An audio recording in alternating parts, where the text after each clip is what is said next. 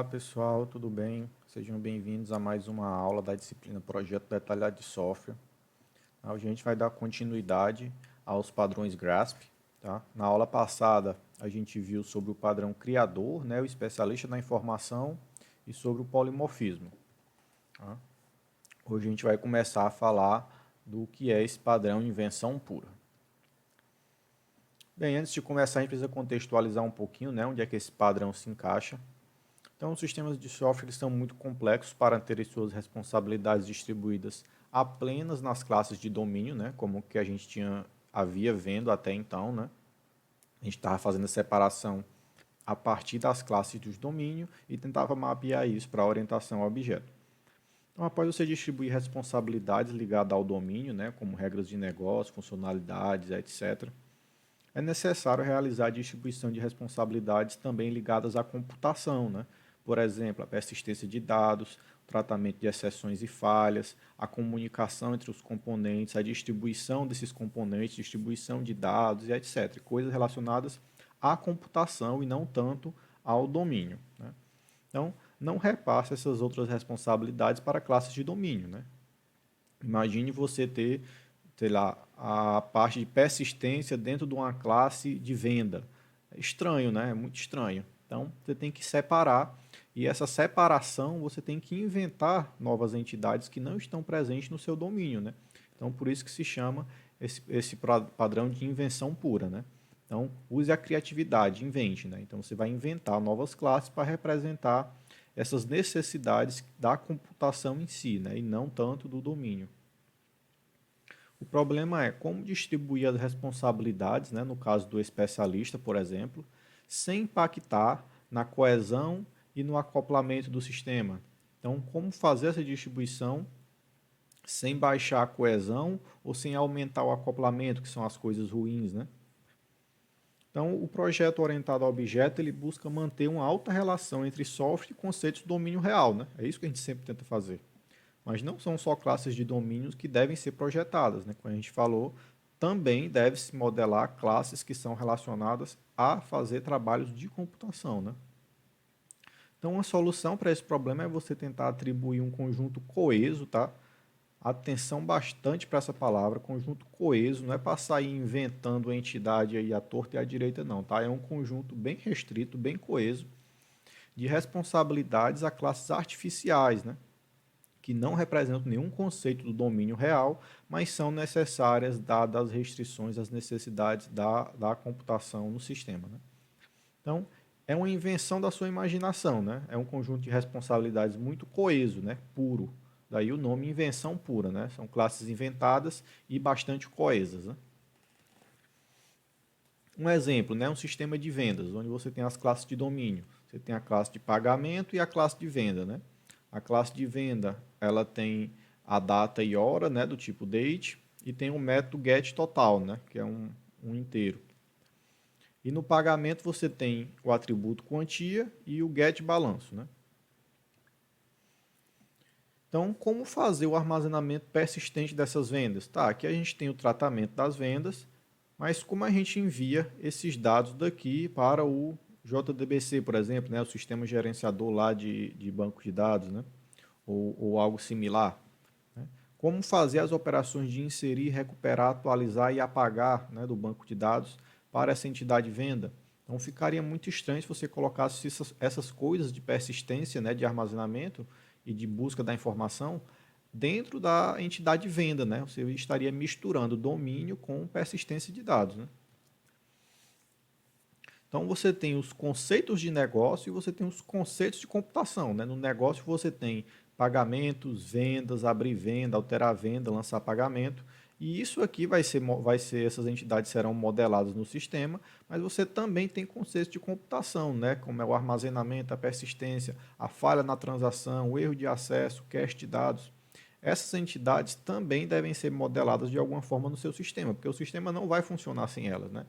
Então você tem que ter esse conhecimento aí dessa invenção pura para que você possa criar um conjunto, né, altamente pequeno e coeso para realizar essas operações de computação sem misturar com os conceitos de negócio, né? Que vocês devem lembrar que isso aqui ele varia muito mais rapidamente do que os conceitos do negócio, né, para a grande maioria dos sistemas. Então, armazenamento, você pode fazer alteração de um banco de dados ou de um estilo de armazenamento, né, de relacional para documentos ou começar a armazenar na nuvem, etc. E esse armazenamento, se ele tiver atrelado dentro das classes de domínio, você vai ter muito trabalho de manutenção nesse software para poder conseguir evoluir ele e trocar esse armazenamento relacional para orientado a documentos, por exemplo. Então você tem que levar isso em consideração também e tentar deixar bastante separado os conceitos de negócio e os conceitos da computação em si. Então, de acordo com o especialista, né, seria a própria classe venda, né, de acordo com o padrão especialista na informação, a gente iria inserir isso aqui quem? Na entidade de venda, né? Porque é a que faz uso desses elementos aqui, né? Então seria indicado você fazer isso a partir desse padrão aqui. Porém, você teria impacto na classe de domínio, né? Ou seja, a classe de domínio ela teria uma menor coesão e ela seria também acoplada ao JDBC, né? O gerenciador aqui de banco de dados, por exemplo. Então isso é uma coisa ruim. Então vejam que nem sempre você seguir a orientação do padrão vai lhe trazer benefício, mas você tem que usar ele, né, como um modelo, né, e não como uma regra. Então nesse caso, ter uma menor coesão é mais prejudicial do que, né, você aplicar o que o especialista na informação indicaria. Então você vai utilizar agora a invenção pura para poder você criar essa entidade intermediária entre eles, né? Então isso é um exemplo ruim, tá? O exemplo bom seria você fazer uma classe abstrata aqui, né? Abstrata que eu falo não de programação, né? Mas uma classe intermediária, digamos assim, né? Então você inventou essa classe não existe no domínio real.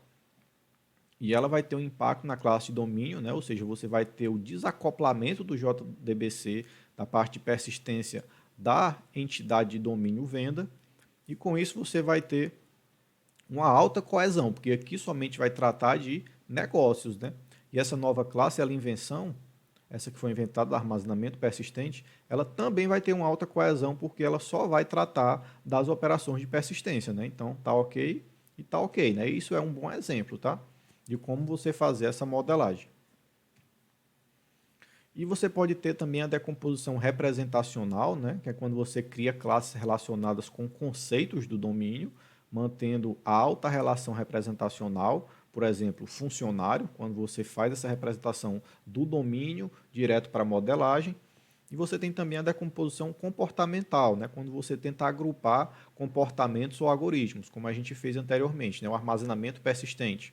Então a gente juntou comportamentos que são tratamento de dados, né, por exemplo, ou armazenamento, persistência de dados, e a gente juntou tudo isso numa classe lá intermediária. Então a gente agrupou esses comportamentos ou algoritmos, né?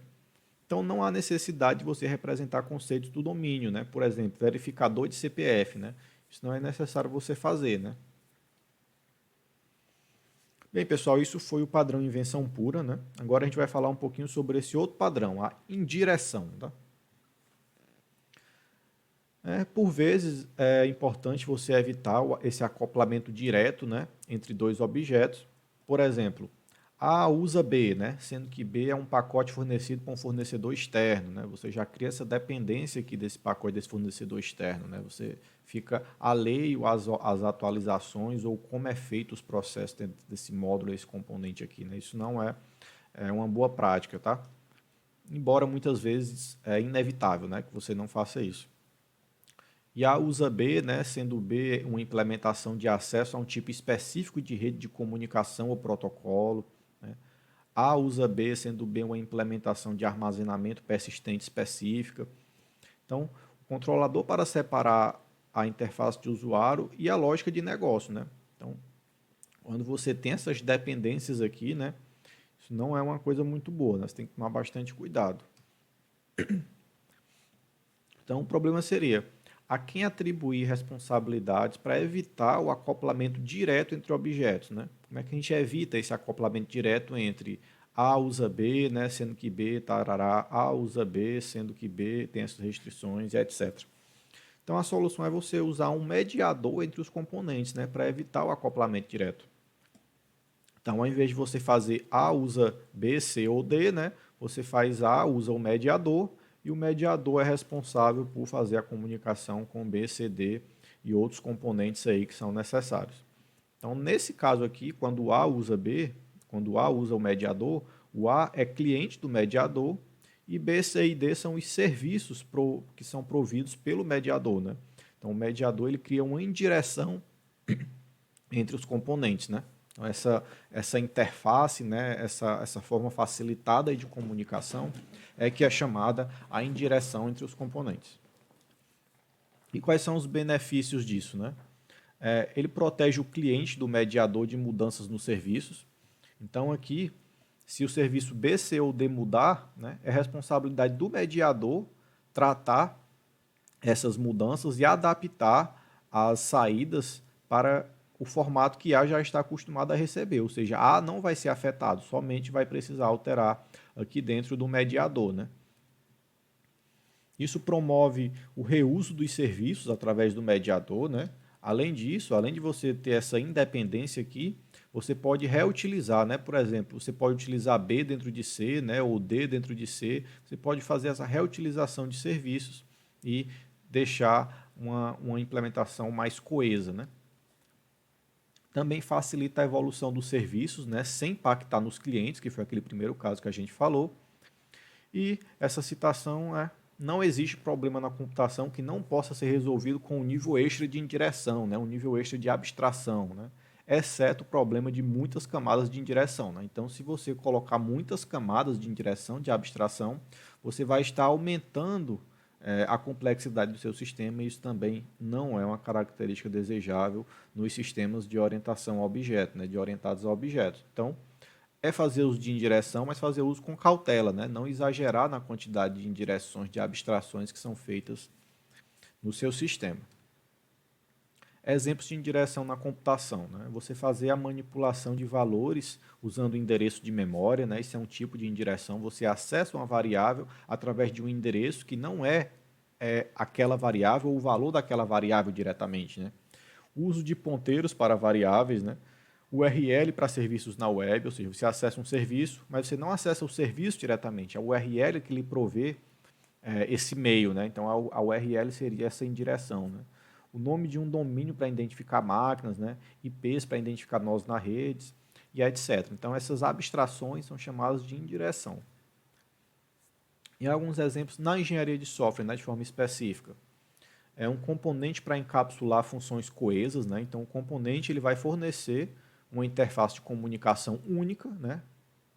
E vai abstrair, né? Vai encapsular as funções que são realizadas internamente ou que são consultadas dentro dos métodos, né? Um componente para você encapsular a estrutura de dados, né? O controlador para ligar interface de usuário e domínio, né? Lembram lá do padrão controller, né? Pois é, tá voltando aqui também. Vejam que como os padrões se relacionam, né? Um vai puxando o outro, né? Tem essa dependência, um acaba usando o outro também, e etc. Outro exemplo é você fazer o mapeamento entre objeto e banco de dados relacionais, né? Os ORMs, né? Vários padrões do Golf, né? Do Gang of Four e do POEAA, né? Que é do Fowler, daqueles dois livros que eu falei na primeira aula. Então, isso também são indireções, porque ele cria essa camada de abstração entre o problema e a solução, né? E também a arquitetura orientada a serviços, né? O SOA é outro exemplo de indireção utilizado na engenharia de software. Então, aqui seria um exemplo, né? Quando você tem objetos na memória e você tem aqui o ORM que faz essa indireção, essa abstração entre as tabelas de um banco de dados relacionais e os objetos na memória, né? Então, ele converte objetos para armazenamento relacional e vice-versa, né? E aqui é um outro exemplo, né, onde você tem diversas camadas, onde cada camada fornece abstrações para as próximas a ela, né? Por exemplo, os processos de negócio vão de forma indireta, né, acessar as aplicações de interface do usuário, os serviços de coreografia, serviços de aplicações e etc. Então essas camadas elas se comunicam de forma indireta, né? Então você tem camadas de abstrações aqui que permitem você utilizar os serviços não acessando diretamente aquele serviço, mas acessando uma interface, né, uma API de forma facilitada. Bem, pessoal, com isso a gente encerra essa aula de hoje, tá? A gente falou do padrão invenção pura e do padrão em direção. E na próxima aula a gente continua aqui com os padrões GRASPs do projeto detalhado de software, tá? Obrigado, pessoal. Obrigado e até a próxima. Tchau, tchau.